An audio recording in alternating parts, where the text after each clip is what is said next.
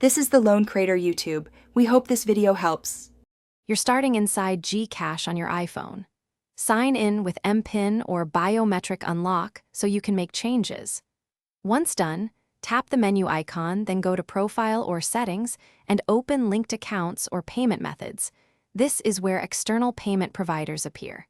Make sure your phone number is reachable because Gcash often sends an OTP to confirm removals. Don't pause. Locating the linked accounts is the first actionable step that lets you identify the Google payment. Now locate the Google payment listing and tap it to open details.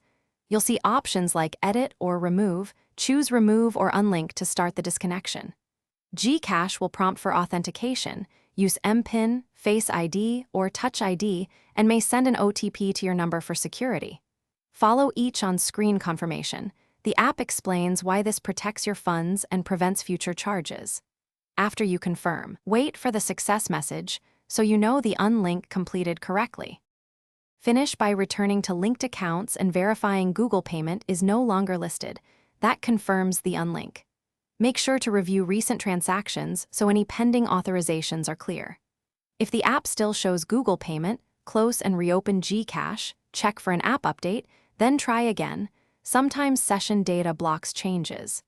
As a troubleshooting tip, if problems persist, take screenshots of error messages and contact Gcash support so they can trace and manually remove the linked payment for you. Thanks for watching.